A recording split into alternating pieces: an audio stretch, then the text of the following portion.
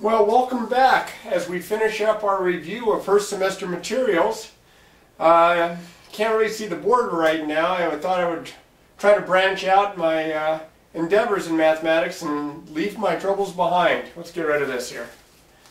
Seriously, we're going to go back to solving equations. We're going to up the ante just a little bit. We're going to solve multi-step equations. And what I've done is I've already written down all the rules. So if you would, take the time right now to write these down for your notes. And I'm going to go through these, and then I'm going to do some examples of some problems. Now again, these are a little bit more difficult than what we've been doing because there's extra steps. But if you follow this series of steps right here, you'll have a good idea of what to do, and you won't be just looking at the problem not knowing where to go first, or where to go to the second step, or the third step, and so on. Step number one. If needed, simplify both sides of the equation. I say if needed because sometimes the equations are already simplified. Now to do that, you would want to eliminate parentheses by using the distributive property, which is a topic that we talked about first semester. Now remember, we are going to multiply through when we're distributing, and we also have to be very careful of our signs. And then we're going to combine like terms if necessary, looking for both on the left and on the right side. Once that step is done, we want to make sure that the variable is on only one side of the equation. Now it may already be on just one side of the equation, and that'd be great, that'll save us some time, but if not, then we've got to get the variable on one side. Now we practiced some of those last time. Then we're going to have to undo any addition or subtraction step that might be involved. I'm doing that by using the inverse operation. Something's added, we subtract, something's subtracted, we add. And then last, we're going to undo any multiplication or division step. Again, we're going to use the inverse operations. Anything that might be multiplied, we're going to divide. Anything that might be dividing into our variable, we're going to multiply to get rid of that. But if we follow these steps, we can solve linear equations in one variable. Okay, now the best next thing to do would be to go ahead and we're going to try 3 or 4 examples to make sure you get a good idea of what's what. Because these are the steps. I'm going to use these steps for every single example that I do. Alright, now what I'm going to do is I'm going to go ahead and clear this off. So if you can hang on for just a second, I'll clear it off. Okay, here we go. Review solving multi-step equations. Again, first example. I have the variable on the left side, I have the variable on the right side.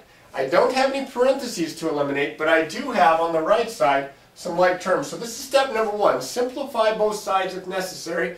I have to simplify the right side. So I have 3 plus 5m is equal to, combining like terms, that would be 8m minus 9. Now both sides are simplified. I go to step 2, which is to get the variable on one side only. Well, we've done this before. I look typically for the one with the smaller coefficient, which would be the variable term on the left side here. I have 5 as compared to an 8 here. That's a positive 5, positive 8. I'm going to get rid of the smaller amount. By getting rid of 5m, I will subtract 5m. And of course, if I do it to the left side, I have to do it to the right side. These are going to cancel out, and I'm going to get 3 is equal to, now over here again, like terms, 8m minus 5m is 3m minus 9. Now it's going to look a little bit simpler because the variable is on one side only. I just have to now, step 3, undo any adding or subtracting step, and that's what I'm talking about right here, minus 9. Excuse me, minus 9. The 9 that's being subtracted from the term with the variable, it's got to go. To undo subtracting 9, I'm going to add 9. And I'll add it to both sides. This is going to give me 12 on the left side. These are going to cancel out. You don't have to X them out, but I'm going to kind of emphasize that. And I'm only left with the 3m on the right side. Now the last step is to undo any kind of multiplication or division step. So that's what I'm going to do now. I'm going to get rid of the 3 that's times the m. And we undo multiplying by 3 by dividing by 3. Now I put in every step. 12 divided by 3 is 4. And I get 4 is equal to m, which is the same as m equals 4. You don't have to have the variable on the left side. Some of you get kind of panicky if it's not on the left side, but that's fine. And there's my answer. Now I could check my work to this just like I showed you with the other equations by taking the answer and substituting it in for the variable, and this time all 3 places in the variable. And I'm going to do the very first check, and then after that I'll kind of leave those up to you so we can get through as many examples as we can. But I'm going to throw the 4 in here, in here, in here. Now if this doesn't come out correct, I'm going to put it over on the side here because of space, I've got problems if this doesn't work out. I've got to check, make sure everything's okay. Didn't leave myself very much space. Hopefully you can see this.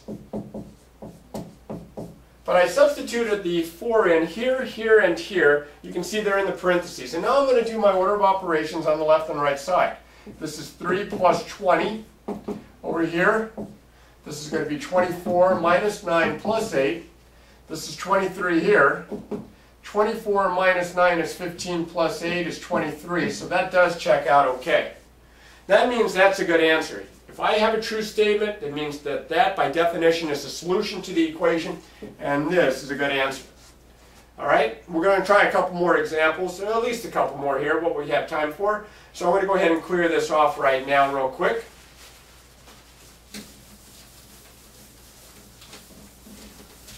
All right, so we're going to go ahead and try an example where we have some parentheses. 7 is equal to 3 times the quantity, x plus 1, all that minus 2. Now I can solve this, but I have to follow my steps here. And the first step is to simplify each side of the equation. The left side's already in simplest form. But the right side, I can use the distributive property to eliminate those parentheses. 7 equals 3x plus 3. And then the minus 2.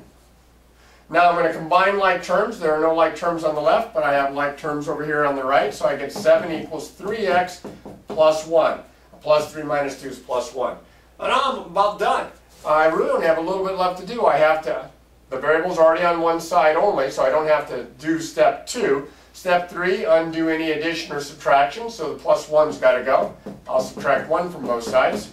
And I get 6 is equal to 3x, because these are going to cancel out. Now I undo any multiplication or division steps, so I'll get rid of the 3 times the x by dividing by 3. And these cancel out, and I get 2 is equal to x, or x equals 2. However you want to think of that.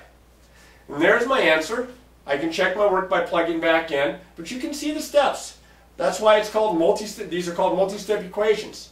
Remember back to the old days when we only had one step to do. All those were the good old days, but those are gone. We're going to work these problems out, and we're going to be very methodical. All right? Now, I want to show you a couple more examples, but let's go ahead and clear this off right now. Okay, now that's an example. Look at this guy here. It's got parentheses on both sides. I've got an extra term here. This one's going to take a few steps. But we follow the same sequence of steps. Step number 1, we've got to simplify each side, and both sides simplify here. I can distribute on both sides. I have 5h plus 30 minus 6, and then on the right side, I have 15h minus 6. I combine like terms on the left side. 5h, this is going to be plus 24, equals 15h minus 6. So now both sides are simplified. I have to get the variable on one side. As you can see, it's on both. I'm going to get rid of the 5h because, again, I usually get rid of the one with the smaller coefficient. So that goes to get rid of a positive 5h. I'm going to subtract 5h. And I'm going to do that from both sides. 5h minus 5h, these are gone. I get 24. Now it's a plus, so it's a positive 24. If that had been a minus, it'd be a negative 24. And then over here, look at this right here, 10h, 15h minus 5h minus 6. All right, now I'm about to finish this one up. I have to undo the stuff around the variable h. I undo the adding or subtracting step first, so to get rid of minus 6, I'm going to add 6, and I'm going to do that to both sides. And I get 30 equals 10h. Well, you can do this in your head. Divide both sides by 30. Excuse me, divide both sides by 10. Not by 30. And 30 divided by 10 is 3. And I get h is equal to 3, or 3 is equal to h there. My handwriting's not so good. Hopefully you can see that all right. Look at all the steps here. We had parentheses on both sides. We had like terms. We had to get the variable on one side. But again, there's a definite sequence of steps. All right, let's go ahead and clear this one off and try one that's a little bit different than this. Let me clear this off. Well, this one doesn't look as bad as the last one. it does have the variable on both sides, and I do have parentheses on the left. So I'm going to simplify first by distributing on the left side. I get 8a minus 32 is equal to 7a plus 10. My variables on both sides, 7 is smaller than 8. I'm going to get rid of the 7a on the right by subtracting 7a from both sides. And I get 8a minus 7a is 1a, or a, minus 32 is equal to 10. Oh, this is working really nicely. I'm going to go ahead and get rid of the minus 32, undo the addition or subtraction. So I'm going to add 32 to both sides, and I get a is equal to 42. Well, I don't have that last step where I have to undo multiplying or dividing, because the variable a already has a coefficient of 1. It's already isolated by itself on one side, and my answer just happens to be 42. So that's pretty good.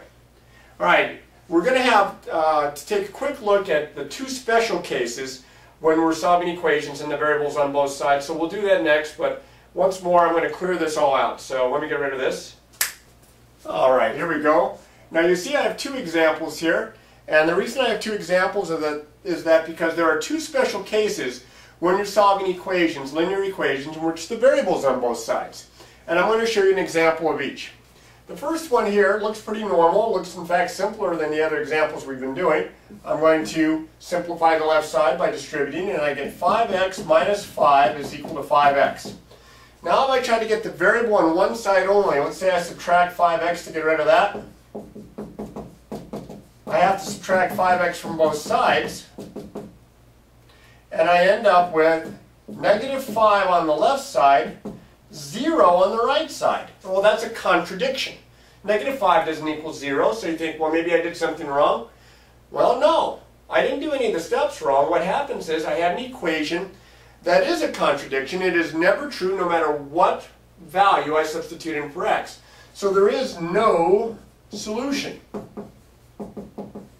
Okay? Sometimes we will use the empty set symbol to represent no solution. Now on the right side, a little different.